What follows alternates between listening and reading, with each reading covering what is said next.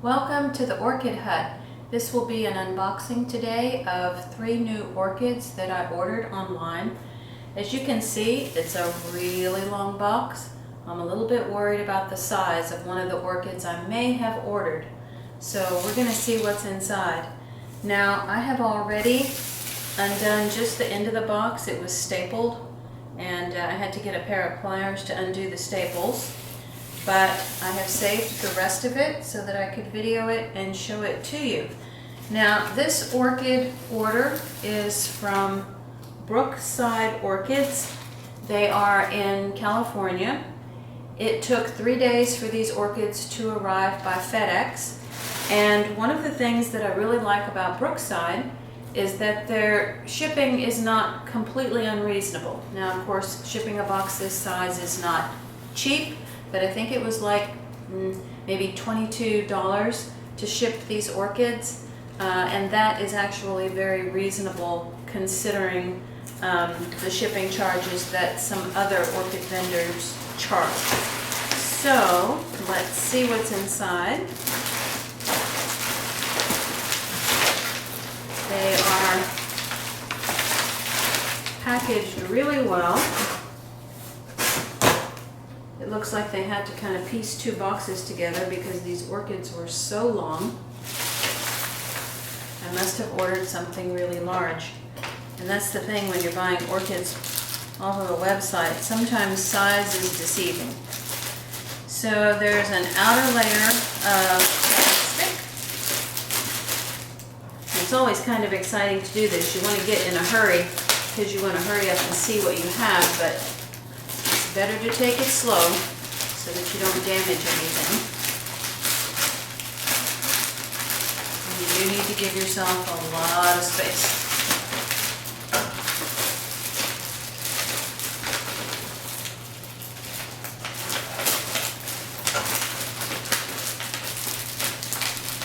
So there's plastic, there's packing tape.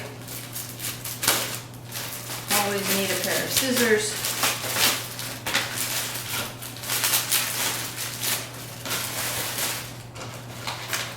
And I ordered 3. They are wrapped individually in craft paper and then taped to each other so that they couldn't shift around inside the box. One of them is damp. Now that can sometimes be a little bit worrying depending on how long it took to arrive. You really don't want to keep orchids in a box damp for very long.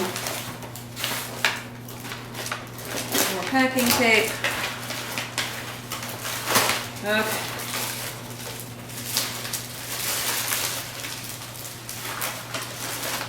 Such a challenge, but I already see a bloom spike sticking out of the top of one of these orchids.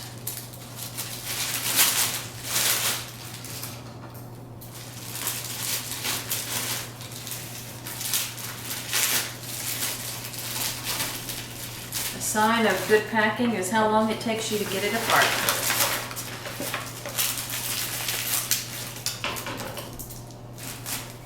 Okay, here's the first one.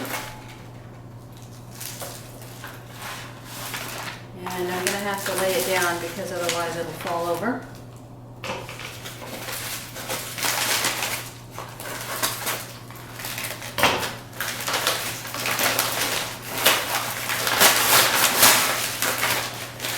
This is the second one.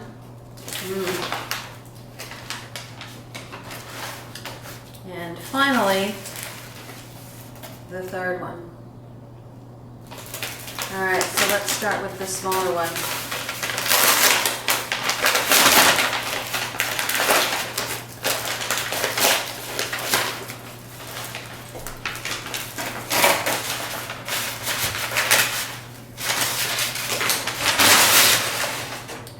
This is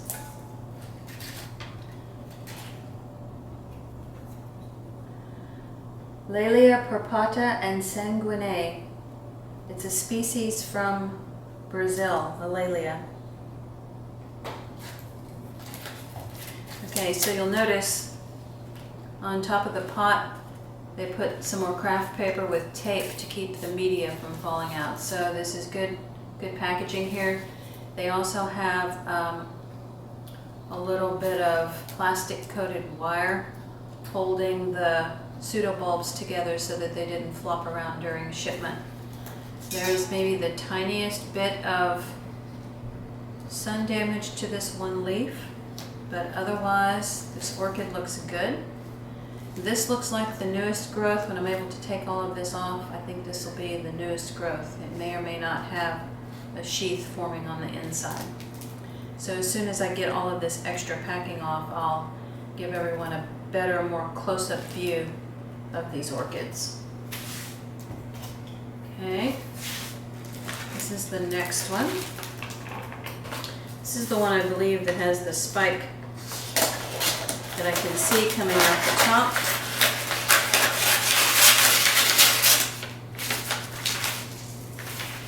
Very, very, very tall spike. I have to be careful of my light up above. Now usually orchids with spikes are carefully wrapped in cotton. And you have to be very gentle removing that so as not to damage the spike. Now, I did a video on this earlier about orchids that are shipped with bloom spikes on the way, and sometimes that can, be a bit of a problem. Sometimes those bloom spikes don't finish developing, or they possibly blast and they just turn yellow and wither away. So anytime you order an orchid in spike or in bloom, it's always, a little bit of a risk. But I'll get the rest of the packing off here, and then we'll take a closer look at this orchid as well.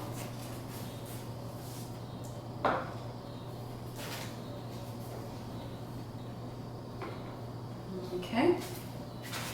And the final one, which seems unbelievably tall for anything that I ordered. So let's see what this is.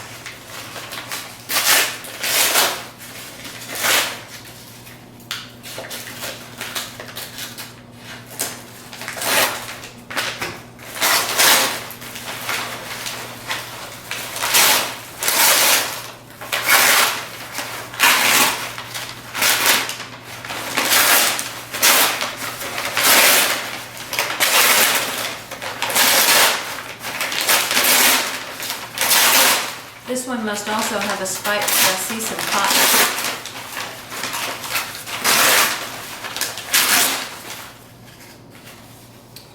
It is extremely tall. Oh my goodness. So there's some cotton here. Let's see.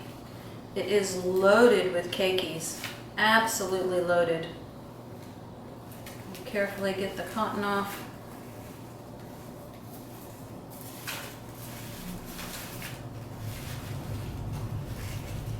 Very well staked.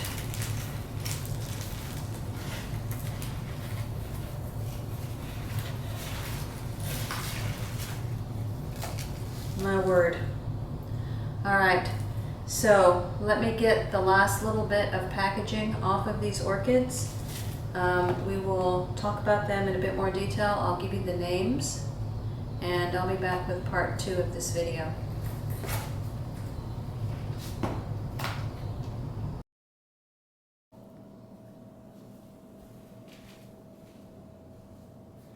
Okay, welcome back to part 2 of the unboxing video that I started last night.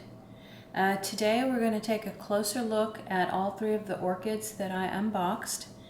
And just so you know, overnight I did put these 3 orchids away from all of my others. So they're in a bit of isolation for maybe 10, 14 days, because I want to watch and make sure that they don't have any problems that arise that I can't exactly see right now, like bacteria problems, virus problems, insect problems.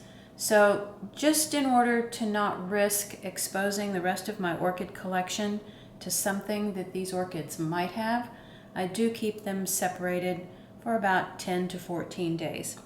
So these orchids spent the night in another location, and this other location does get a bit of sunlight through the window, but if it's a mild day outside, I may put them outside as well. But let's go ahead and get started and talk about each one. And we're going to inspect them carefully because you need to understand where you're starting with your orchid so that you can continue to notice how it's changing and how it's growing and whether or not it's doing well. All right, so the first one, I think I was able to pull the tag out last night. Laelia purpurata sanguinea. Okay, so there's the tag for that one. So it's a Laelia. And let's take a closer look at this plant. First of all, I'm noticing, we just kind of start at the bottom and work our way up. I'm noticing that the bark on the top looks rather fresh. So I'm not seeing any reason to immediately need to repot this orchid and look down a little bit further. Yeah, the bark looks pretty good. So there's no immediate necessity to try to repot this. It does look like it has some roots that are growing out of the pot from this year's root development. It has 4 pseudobulbs. This was the one when it was the youngest time in its life, and this is the one that has like a little bit of sun damage at the very tip, but that's okay.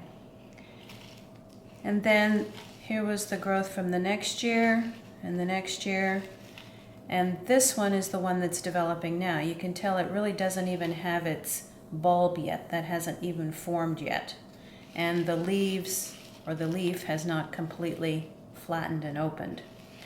The other thing that I'm noticing is that this pseudobulb right here has a little bit of sort of brown or gray marking on it.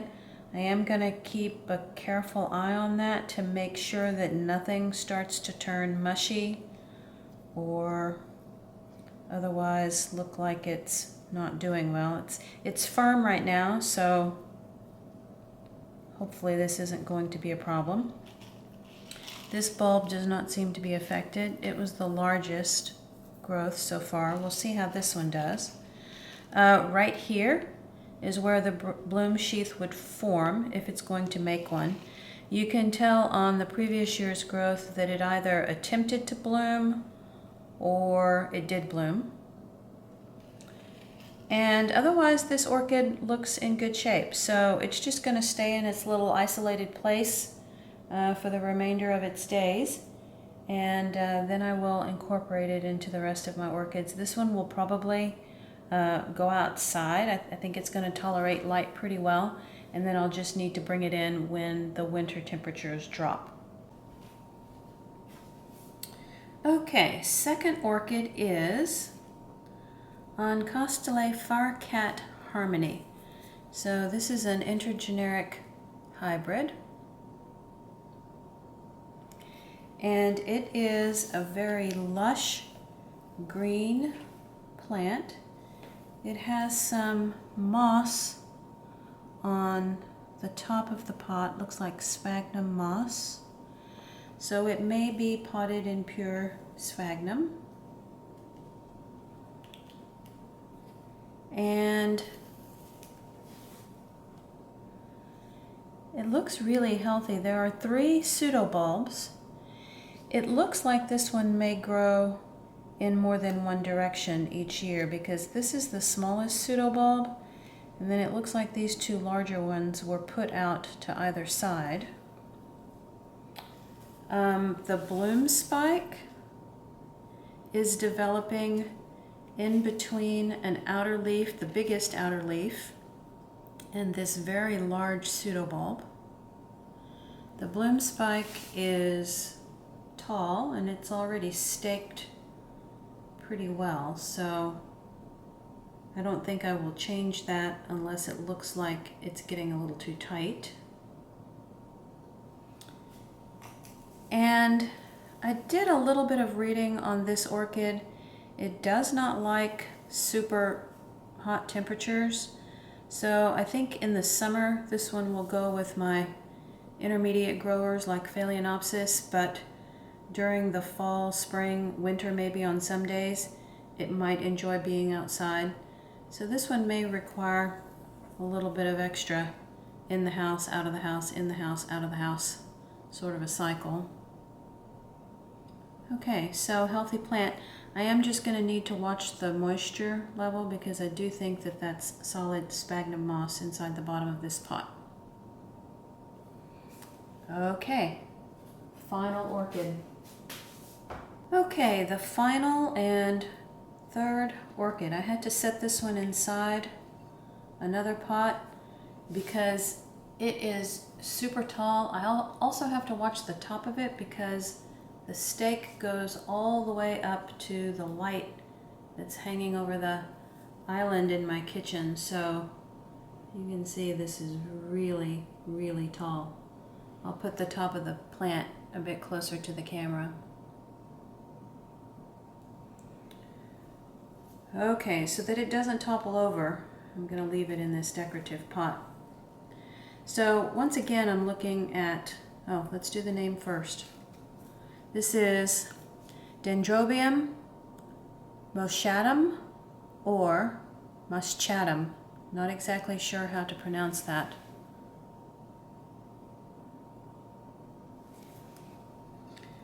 Okay, so looking at the top of the bark, again, the bark looks rather fresh. I'm kind of poking around a little bit beyond the surface and it's looking okay, so there's no reason to immediately repot this.